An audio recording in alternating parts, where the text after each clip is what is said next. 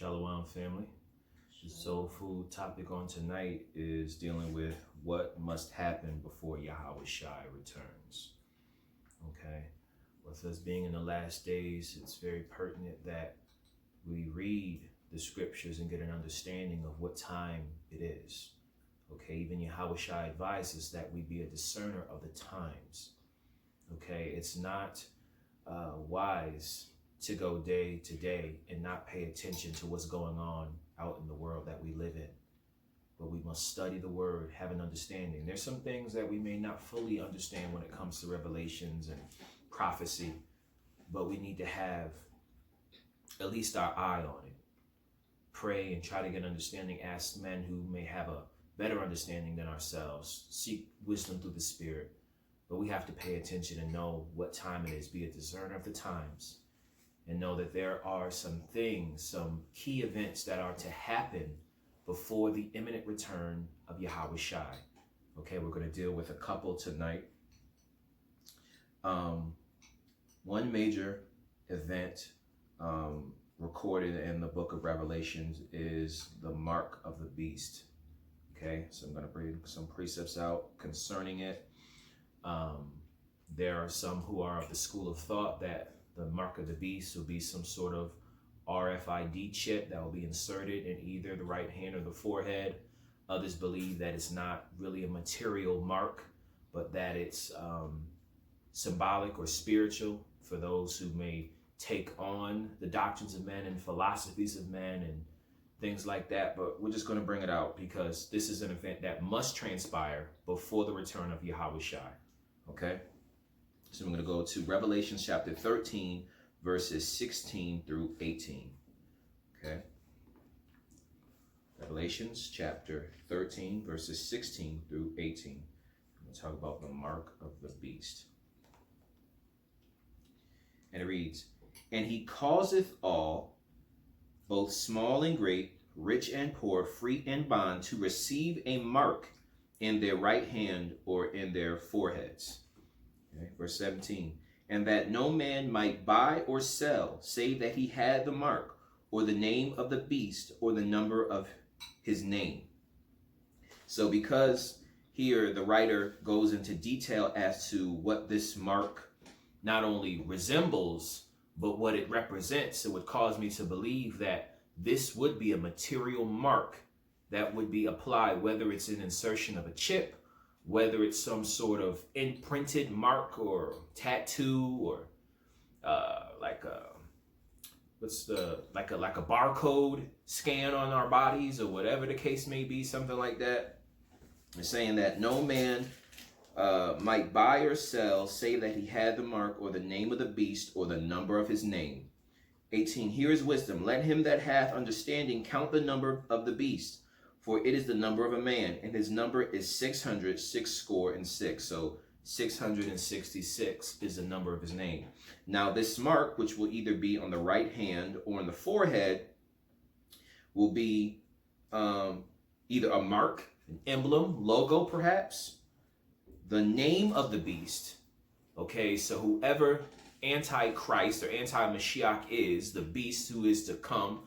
Many believe it's Donald Trump. Some say that it's, Esau, or it's the Pope, or, any character.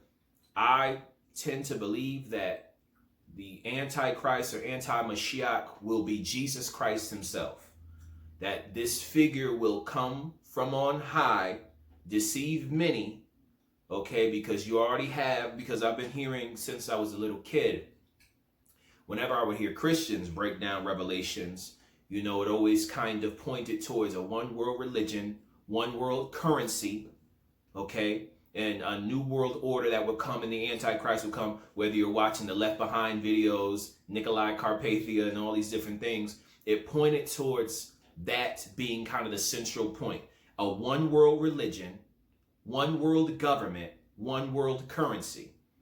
And the Antichrist, the beast, and his false prophet would be leader of this charge to set up and erect this new world order. Okay? And so many of us were looking for this one world religion. The truth is, we have it already. It's Christianity. It's that one world religion, Shalakia. Because when you think about it, Christianity really encompasses all the other religions. Okay? Buddhism, Islam, Hinduism, all the mainstream religions all kind of interconnect with Christianity. Christianity at one time, quote unquote, was more pious and more strict with its restrictions, I guess. But now, you know, it's really become this interfaith movement, kind of engrafting all religions, all belief systems. You know what I'm saying? Whether you be monotheistic or polytheistic, just kind of engrafting everyone. Especially with, just 1 second, especially with this whole coronavirus and hashtag, you know, we're all in this together. Kind of, it's really bringing this in. The Pope's even having this kind of rhetoric where we should just bring everyone together. Christianity and Christendom as a whole is that one world religion. You see Christians now where they're very tolerant of Mormons and, you know, Seventh-day Adventists and Jehovah's Witness and Muslims and all that. Yo, why can't we just work together? You know, God has many names. Christianity has really catapulted that. We're just, you know, just kind of engrafting everyone. Okay, go ahead. All under the umbrella of Catholicism. So we have our one world religion, okay? We have, well, we don't have the one world government yet, but they're moving towards that. Once you set in place the one world religion, then you can start to implement things that will bring that about. Once you have the collapse of all of these global economies, you know, the European Union, the American economy is under turmoil. They don't want the public to know that. But China, you know, is quickly ascending to the #1 economy in the entire earth. Okay? So once you have the collapse of these global economies and they become bankrupt, then they are at the mercy of the world banks in order to stay afloat. And in that, you can have that one world currency and that one world government. You have this charismatic leader who will come, as we'll talk about here, as we'll bring some of these passages out, anti-Mashiach, anti-Christ, the beast, okay? He will rule, he'll be in charge, he'll have his committee, he'll have those 7 kingdoms, okay, under him, okay? But this mark will either be a logo, emblem, be his name or his corporation, if you will, or be the number of his name. And it'll be in your right hand or in your forehead. Okay? And you cannot buy or sell without it. So that is in and of itself a one world currency. No need for money, no debit card, no credit card, no Apple swipe, you know, no Master Pass, none of that. All of that will become obsolete, because once the chip or mark or whatever is applied and that currency becomes the only currency, your money will be useless. Your coins will be useless. You're seeing that even now. There's a coin shortage. Okay?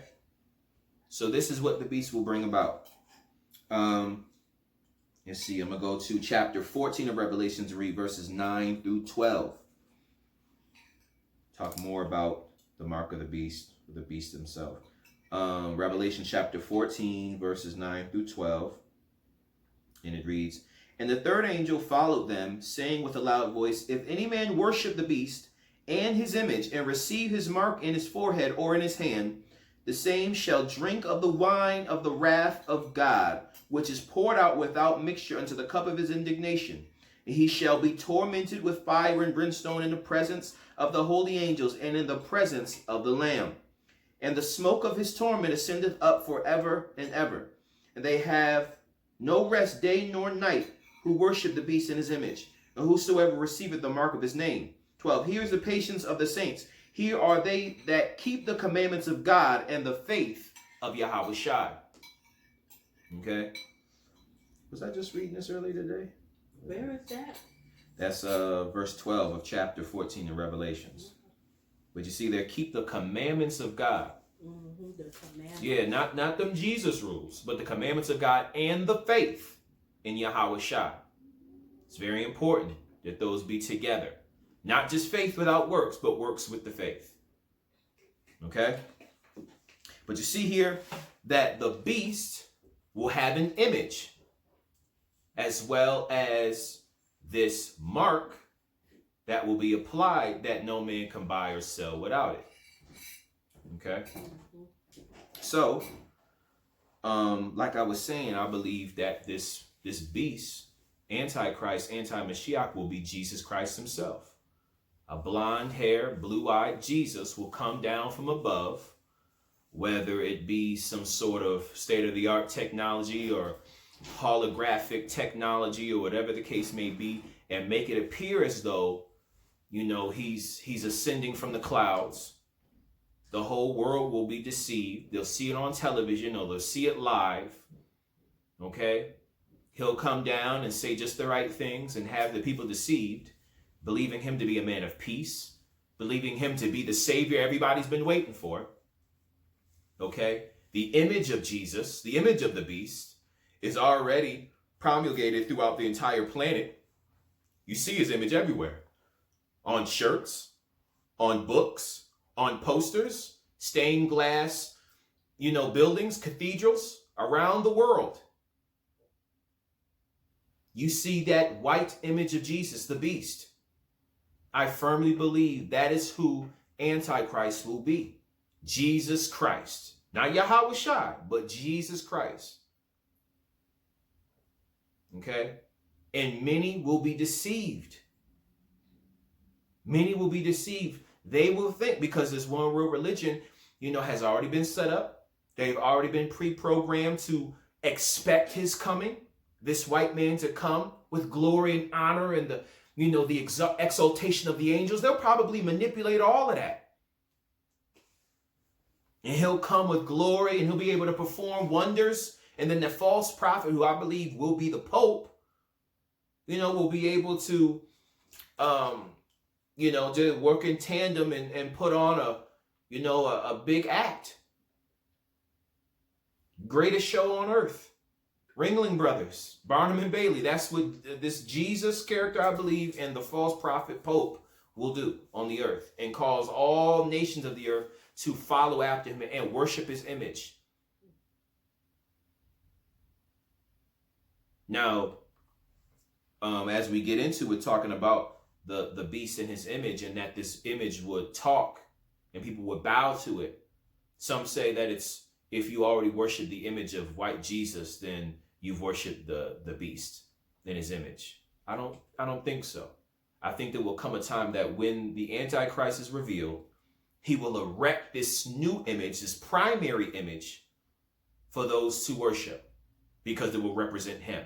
And people will pay homage not only to the beast himself, but to his image, because that image will represent him. Okay?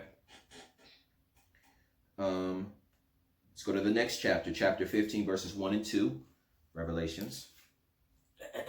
And I saw another sign in heaven, great and marvelous, 7 angels having the 7 last plagues, for in them is filled up the wrath of God.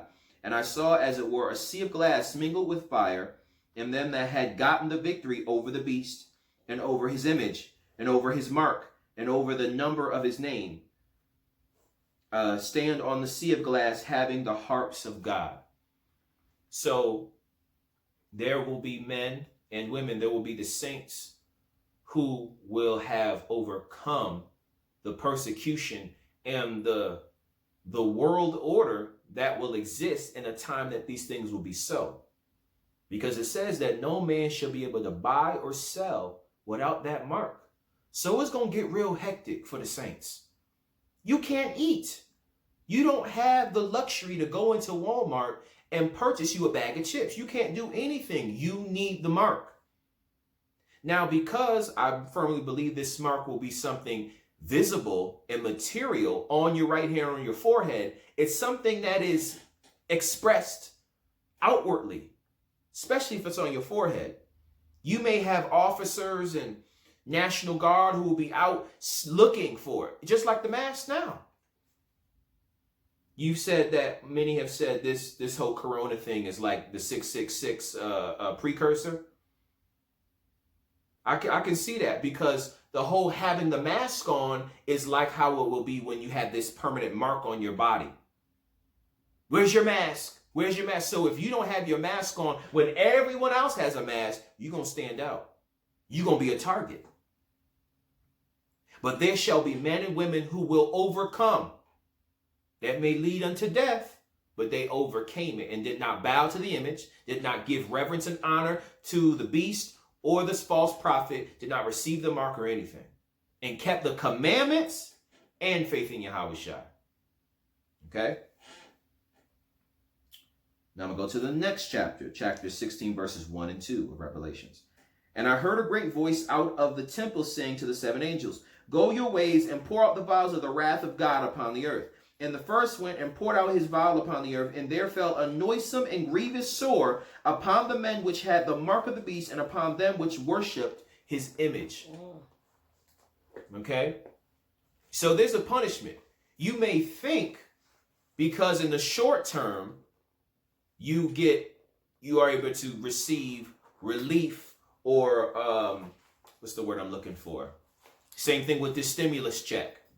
You cause this global pandemic for people to lose their job and become unemployed. And now people can't find jobs, can't pay their rent, can't pay their mortgage, can't pay their car note, can't pay for daycare, can't pay for all these other things, right? And now people are waiting with bated breath for this second round of stimulus checks to come. Okay? Think about when things become even more dire in the weeks, months to come. When the Antichrist is revealed and he sets up this mark. Okay? Even if it's not Jesus Christ and it's perhaps a group of people that represent the beast. Who knows how it might actually play out exactly. But when this mark comes, there are going to be people who are looking for relief. And because it's promised through this mark, look, you could probably get a discount on stuff if you get this mark. You got people who will go and line up to get their forehead and right hand marked with this beast mark. Line up to get their souls damned to hell. They'll line up to do it for the short-term relief of getting your bills paid, being able to get food from the grocery store, be able to get gas for your car. But even before it's all said and done and their ultimate judgment will come upon them, the Heavenly Father will send a judgment, a plague upon them while they're still living, a grievous sore. Sickness, something. Who knows? It might be for those who took the mark. Maybe there was something defective in whatever they were, inserting in your body, and it's causing a rash, a really bad rash. Who knows? But there will be men and women who will overcome the mark and the beast. And we have to be diligent that we might be in that number. Okay? Let me see.